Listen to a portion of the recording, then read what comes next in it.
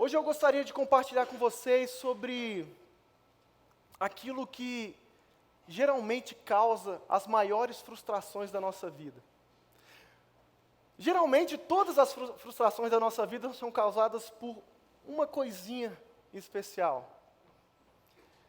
Queria falar com vocês sobre aquilo que gera às vezes um desapontamento das pessoas, às vezes, que você mais ama, as pessoas que você admira, elas te desapontam por causa disso, e você também, às vezes, desaponta essas mesmas pessoas.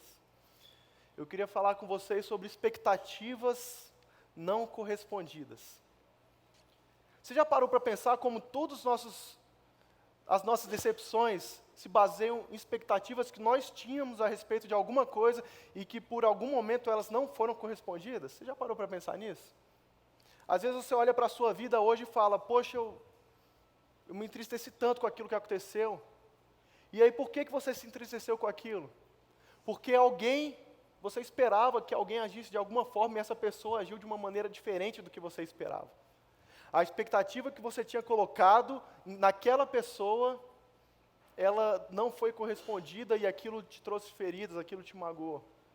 Hoje eu queria conversar um pouco com vocês sobre isso, sobre as expectativas que não foram correspondidas. E, assim, às vezes, eu tenho certeza que você já colocou expectativas em alguém, ou em uma pessoa, ou em um grupo de pessoas. Você já esperou que aquela pessoa fosse te dar algo, alguma alegria, alguma satisfação, aquele grupo de pessoas fosse te trazer alguma coisa que você ficaria feliz, e de repente aquilo não aconteceu. Eu não sei se aqui a gente tem torcedores do Botafogo, mas isso geralmente acontece.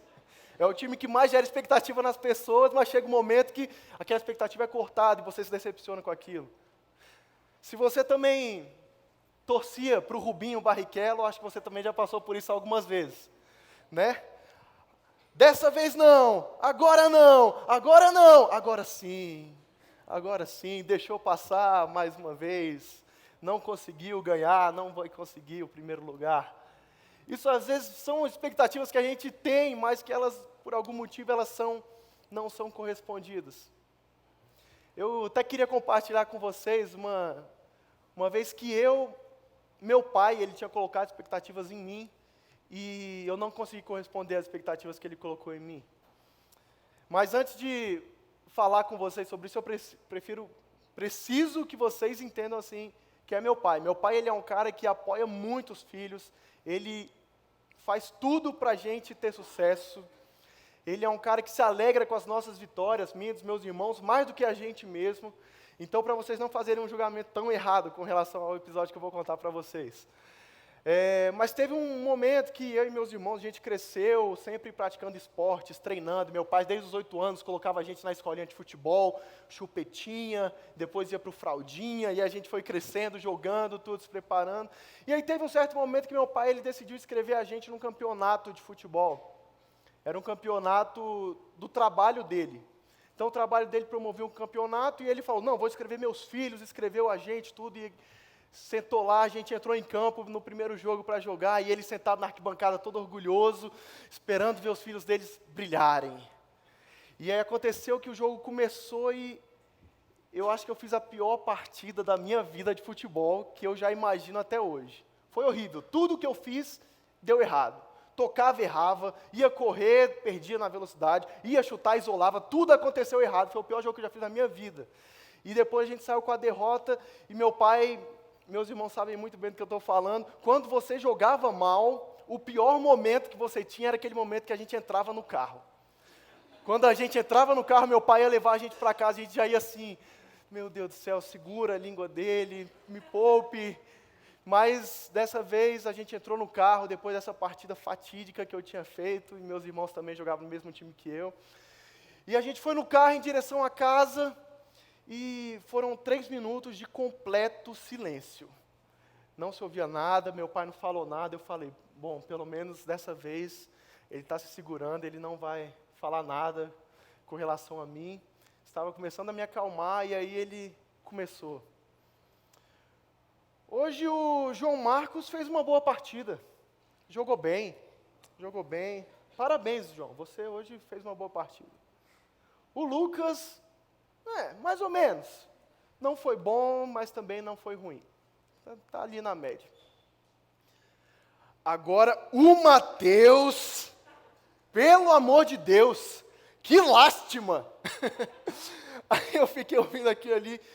Teve momentos que eu estava com vergonha que as pessoas soubessem que eu era o seu pai, porque sua partida foi tão ridícula que eu fiquei com vergonha. O pessoal comentando, eu queria ir embora. Eu falei, não, esse aí não é meu filho, não. E aí ele começou a falar assim, né? E lá em casa a gente já conhece que esse é o jeito do meu pai. Isso não quer dizer que ele não nos ame, mas ao mesmo tempo que ele comemora com grande entusiasmo nossas vitórias, ele também é o nosso maior crítico.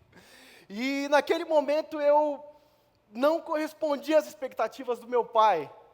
E tá certo que ele também não correspondeu às minhas expectativas, porque eu não esperava essa atitude de um pai, falar que o filho é uma lástima, mas isso aí vai servindo para a gente criar casca e crescer, e hoje a gente ri dessa história, a gente compartilha disso, é motivo de piada para a gente, mas a expectativa, a verdade é que a expectativa, quando você gera expectativa, quando você tem uma expectativa e ela não é correspondida, isso é sinal de frustração, isso é sinal de decepção. Quando eu não correspondi à expectativa do meu pai, ele ficou frustrado, ele ficou decepcionado comigo. Quando eu espero alguma reação dele e ele não me retribui a reação que eu estou esperando dele, isso também me gera frustração. E eu não sei, pior do que você não corresponder à expectativa de outras pessoas, talvez seja você não corresponder às expectativas que você tem sobre si mesmo.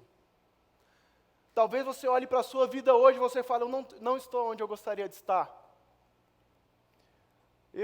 Dessa idade que eu estou, eu já queria estar casado, eu queria já estar com filho, e eu estou solteiro, nem com namorada, nem com namorado eu estou ainda. E você começa a se frustrar porque as expectativas que você tinha a respeito de você, elas não se cumpriram ainda. Às vezes você não gostaria de ter casado e de repente hoje você já ter se divorciado sendo ainda tão jovem. Às vezes você queria não enfrentar os problemas financeiros que você está enfrentando hoje. Às vezes você já queria ter sua vida financeira estabilizada, ou ter passado em um concurso público, ou então ter um emprego que te dá um bom sustento, e não estar afogado em dívidas e sem saber nem como pagar o próximo mês da sua prestação. Às vezes você olha para a sua vida hoje e você fala, eu não queria estar nessa posição que eu estou agora. As expectativas que eu tinha sobre a minha vida, elas estão completamente frustradas. Eu não queria estar enfrentando o problema de saúde que eu estou enfrentando. Eu não queria perder essa pessoa querida minha tão cedo. Eu queria viver tantos anos junto com ela. E aí quando você começa a olhar que as expectativas que você tinha ao seu respeito, elas não correspondem à sua realidade atual, isso eu sei, gera uma dor no coração, gera uma dificuldade, às vezes gera desânimo, mas eu gostaria que você parasse agora de se preocupar um pouco com as expectativas que você tem ao seu respeito, e com as expectativas que as outras pessoas têm ao seu respeito, e comece a olhar as expectativas que Deus ele tem ao seu respeito. Porque quando você começar a ver o que Deus espera da sua vida, não o que as outras pessoas, não o que você esperava já ter alcançado, mas você coloca os seus olhos em Deus e fala, o que Deus espera da minha vida? Quando você começa a ir nessa direção, você vê que uma experiência fantástica você vai viver dia após dia. Não hoje, não apenas em um Natal, mas na sua vida. Você vai viver tantas situações. Você vai se colocar à disposição de Deus e Ele vai falar, eu quero te usar dessa maneira. Se você aceitar ser usado da maneira como Ele quer te usar, tudo a expectativa que as pessoas têm ao seu respeito, o que você pensa ao seu respeito, isso será secundário. Tudo isso não vai passar de ideias, de coisas que hoje nem fazem mais tanto sentido para você. Quando a gente não segue as expectativas e o que Deus deseja da nossa vida, a gente dá muito valor para o que as outras pessoas pensam a respeito de nós. Quando a gente começa a olhar para Deus e entender o que Deus quer de nós, a gente começa a dar menos importância para o nosso pensamento e o pensamento de outras pessoas. Um cara que sentiu na pele tudo isso. Um cara que veio e as pessoas tinham muita expectativa sobre a vida dele. Mas ele sentiu aquela decepção das pessoas ao olhar para ele. Desde o dia do seu nascimento, foi Jesus. O nascimento de Jesus, né, o nosso primeiro Natal, a gente já está em dezembro, quase chegando na época de Natal, mas o primeiro Natal que aconteceu, que foi o nascimento de Jesus, se você for parar para ver, aos olhos humanos, foi meio frustrante. Porque Jesus era aquele que o anjo tinha vindo falar para Maria, era o Messias, era aquele que vinha para salvar o mundo. E aí, de repente, o nascimento dele, ninguém se interessou. Era Maria e José, alguns magos, né? A gente já conhece a história como os 3 reis magos, né? Foram lá ao encontro, e também a Bíblia conta a história de alguns pastores que o anjo desceu e falou, ó, o Messias nasceu, e esses pastores foram lá no lugar para conferir se realmente a história era verdade. E essas pessoas, José, Maria, os magos e os pastores, foram os únicos que se interessaram pela vida daquela criança. Daquele que era para ser o rei dos judeus, daquele que era para ser o esperado, poucas pessoas foram e se interessaram por aquilo. E aí eu comecei a procurar, por que poucas pessoas se interessaram pelo nascimento de Jesus? Se ele era aquela pessoa tão esperada, desde o início ele era esperado pelo povo judeu. O povo judeu tinha tanta vontade de conhecer o Messias, tinha tanto paixão por ver o Messias, quem seria o rei dos judeus. E aí quando o rei dos judeus chegou, quando o rei dos judeus nasceu, poucas pessoas sequer sabiam que ele estava lá. E aí eu gostaria de que vocês vissem comigo, lessem comigo lá em Mateus 2, a partir do versículo 1, e entendesse um pouco por que não tinham pessoas lá naquele lugar para comemorar o nascimento de Jesus. E quando você vai ler, você vai chegar numa conclusão, que as pessoas não estavam lá porque Jesus ele não se encaixava nas expectativas das pessoas. As pessoas sim, elas esperavam alguém, elas esperavam um rei dos judeus, mas elas não queriam Jesus. Jesus não se encaixava.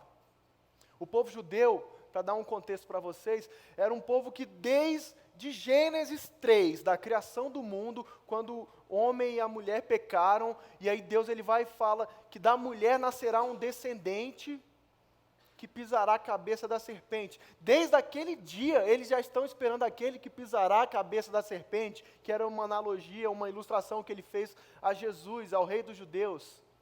Então, desde aquele dia, eles já esperavam quem seria o Messias. E aí o povo de Israel passou por diversas fases, passou por fases de glória, passou por fases de escravidão, como na época da escravidão do Egito, que Moisés libertou o povo da escravidão. Depois eles começaram a crescer, e aí na época que Davi foi coroado rei de Israel, naquela época Israel vivia o seu auge, tempos de glória, tempos de influência, tempo que as pessoas olhavam para Israel e tinham reverência a Israel por tudo que eles eram. As pessoas temiam por causa do poder militar. Na época depois de Davi, quando veio o rei Salomão, era tanta riqueza que tinha, Israel estava completamente expandido no seu território, e as pessoas vinham e tinham várias alianças, todo mundo queria estar próximo de Israel por causa do poder que Israel representava. Mas naquele momento, no momento que Jesus veio à terra, Israel já tinha deixado os tempos de glória.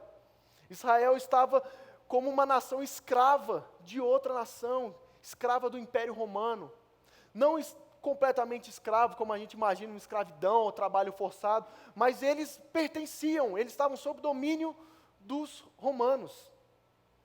E aquilo era muito difícil, as pessoas que cresceram, os povos judeu e os de Israel que cresceram imaginando, esperando o Messias, por quê? Porque o Messias era aquele, segundo as profecias, que iria libertar o povo de Israel da opressão.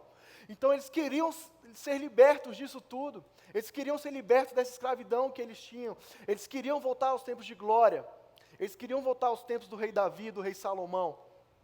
E aí quando Jesus nasce, a gente vai ler lá em Mateus 2, versículo 1, até o 9, diz assim: depois que Jesus nasceu em Belém da Judéia, nos dias do rei Herodes, magos vindos do Oriente chegaram a Jerusalém.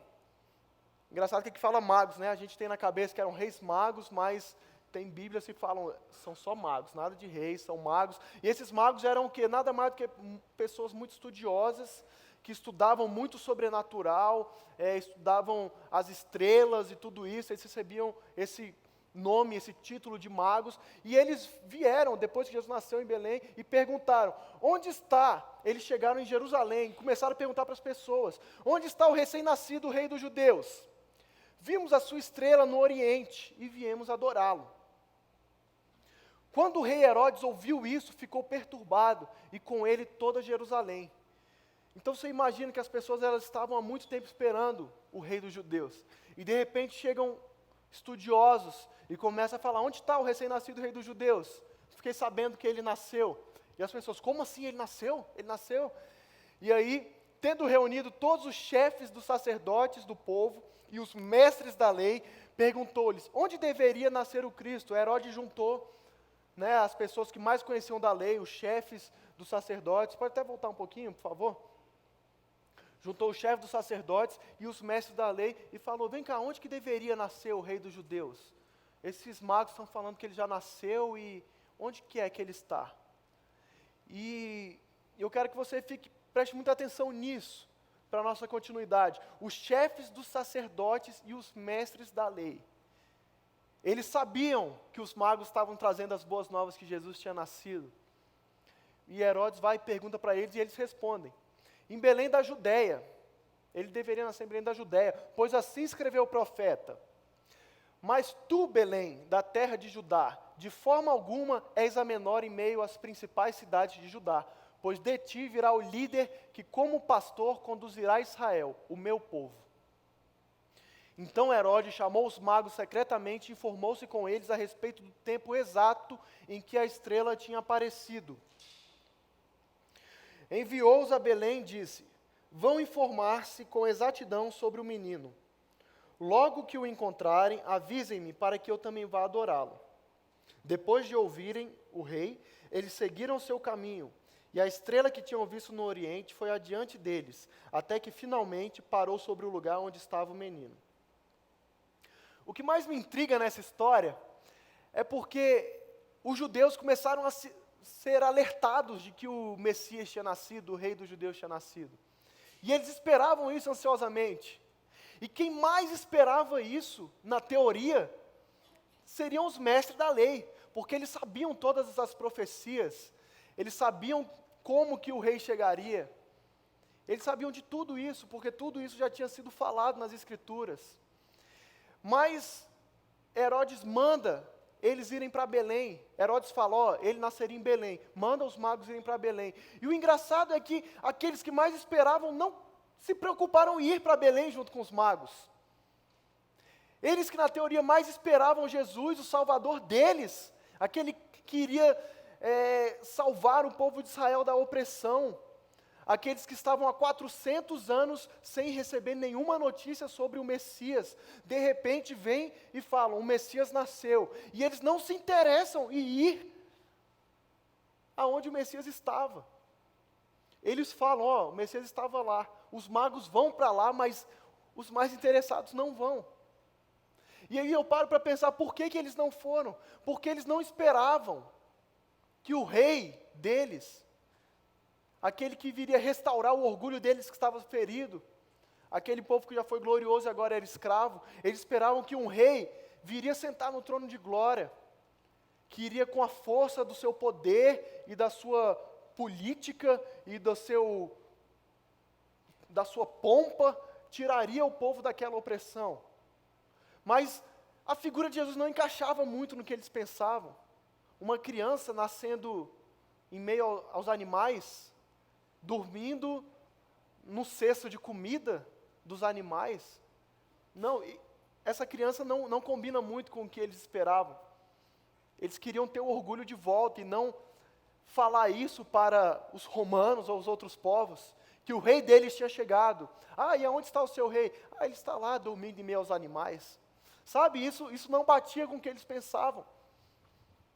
As expectativas que eles tinham a respeito de Jesus, do rei dos judeus, era completamente diferente. E por Jesus não se encaixar nessa expectativa que eles tinham, eles decidiram ignorar. Eles sabiam das profecias, mas eles decidiram ignorar. Decidiram ignorar que o rei dos judeus realmente poderia ter nascido. Eles não quiseram nem ir a Belém para ver se a notícia era verdadeira, porque aquilo não era o que eles esperavam. Não era o que eles esperavam a respeito de Jesus. E desde o início da sua vida, né, talvez como você, Jesus ele não correspondeu às expectativas. Mas a diferença é que Jesus ele em nenhum momento tirou da mente dele a expectativa que Deus tinha a respeito da vida dele. Ele não se deixou levar pelo que os outros pensavam, pelo que os outros diziam que ele era. E desde o momento que ele nasceu, ele foi desprezado. Às vezes a gente acha, você que já conhece um pouco mais de Bíblia, você acha que Jesus ele foi desprezado só depois, né, quando ele começou o ministério dele, aos 30 anos de idade. Não, mas desde o nascimento dele, ele já passou por esse desprezo, por não corresponder às expectativas. E assim como os judeus, né, daquela época, nossas maiores decepções surgem das nossas expectativas frustradas. Quando a gente cria nossas próprias expectativas, seja sobre o Messias, seja sobre a gente mesmo, e essas expectativas não condizem, né, a ideia não condiz com o fato não condiz com a ideia que a gente criou, a gente gera frustração. E talvez alguma coisa na sua vida pode ter te gerado alguma frustração também. Seja a sua idade, que você considera jovem demais, ou então estou com a idade muito avançada. Sei lá. Você sabe o que você esperava de você e você mesmo não consegue corresponder a isso. Mas nessa noite eu queria que, de verdade, de coração, que a gente começasse a olhar não porque a gente quer, não porque a gente pensa, não para as nossas ideias. Sabe, os judeus, eles olharam para as ideias deles e olharam para Jesus. Jesus não correspondia às ideias e eles preferiram jogar Jesus fora e continuar com as ideias. Mas eu te convido nessa noite, você não jogue fora Jesus porque ele não corresponde às suas ideias, ou não despreze a sua vida porque ela não corresponde às suas ideias, porque talvez as suas ideias possam estar equivocadas sobre você mesmo, sobre quem você é. E quando você começa a ver quem você é, não através do que as pessoas falam, mas através do que Jesus fala sobre você, tudo começa a mudar. Jesus ele não permitiu que os pensamentos das pessoas contaminassem e o fizessem se sentir mal. Porque ele não era o que as pessoas esperavam. Ele sabia muito bem o que Deus esperava dele e isso bastava. E se você se preocupar com o que Deus espera de você, isso vai bastar na sua vida. Jesus, ele veio desde o nascimento dele, ele veio quebrando os paradigmas. Jesus, desde o nascimento, ele veio quebrando as expectativas das pessoas.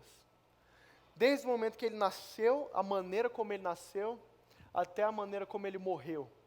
Toda a vida dele, ele quebrou expectativas. Pessoas tinham uma expectativa sobre ele.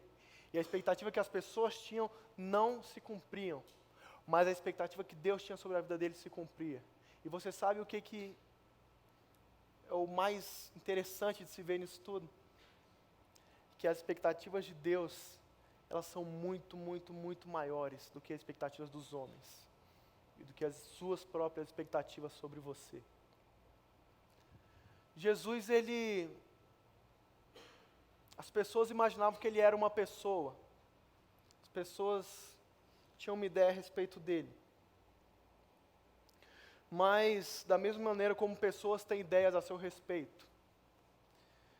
E, às vezes, quando a gente tenta suprir de todos os lados o que as pessoas pensam de nós, não, você já vai seguir, você vai passar num concurso, você vai casar com tantos anos, você vai comprar o seu apartamento, você vai comprar o seu carro, tudo nessa idade. E às vezes você vai tentar suprir a expectativa de todas as pessoas. E aí tem gente que realmente supre a expectativa de todas as pessoas ao seu respeito. Mas depois elas vão olhar para a vida delas e vão falar, tá, eu já supri tudo, e agora? Qual que é o meu próximo passo? Eu já cheguei onde eu tinha que chegar, era só isso. E quando a gente tenta só ver o que as pessoas pensam e o que nós pensamos, a gente fica um pouco nessa frustração.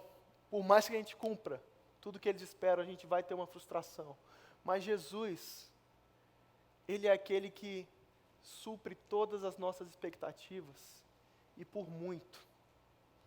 Sabe, o que, da mesma maneira como foi com a vida dele, as pessoas esperavam um libertador de Israel.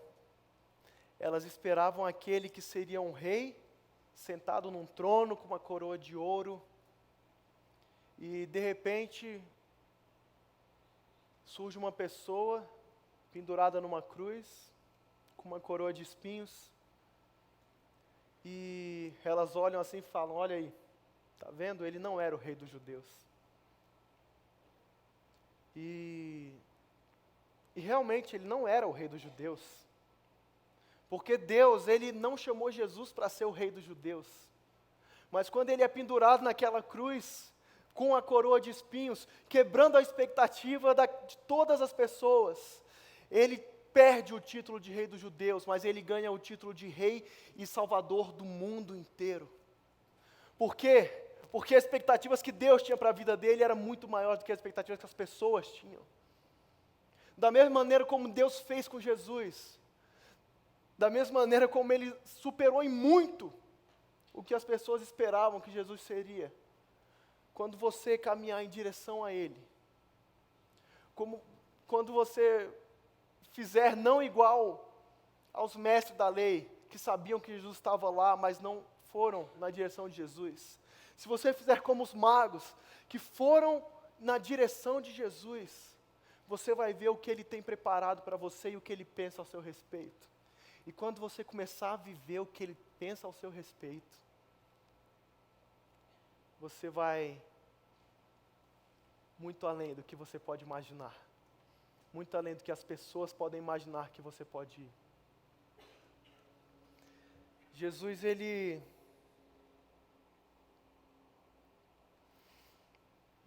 Em Jesus, você vai encontrar muito, muito mais do que você precisa. Em Jesus, você vai fazer coisas que você nunca imaginou que você seria capaz de fazer.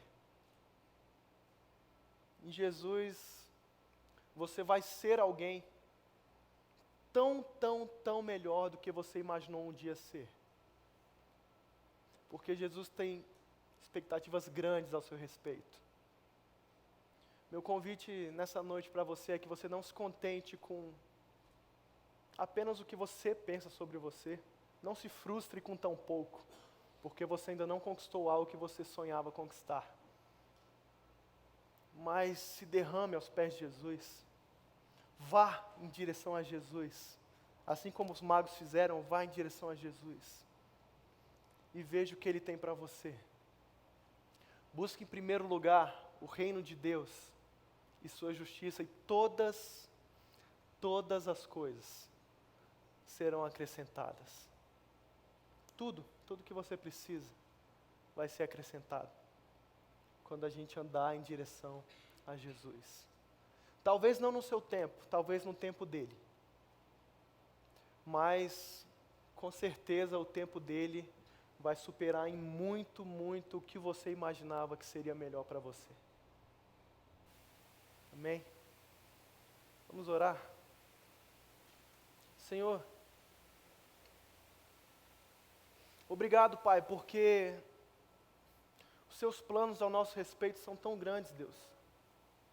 Obrigado, Pai, porque o Senhor consegue ver algo em nós que a gente não consegue enxergar, Pai.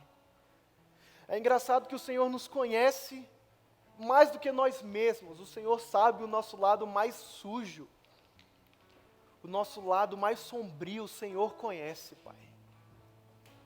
Mas isso não te impede de nos amar, isso não te impede de nos querer levar além. Isso não te impede, Pai, de nos querer levar além das nossas expectativas, Deus. E isso é sua graça, Pai. Obrigado, Pai, por isso. Como é bom, Pai, poder caminhar junto contigo, Deus. Como é bom poder saber que seus pensamentos ao nosso respeito são pensamentos de bem, não de mal, Pai.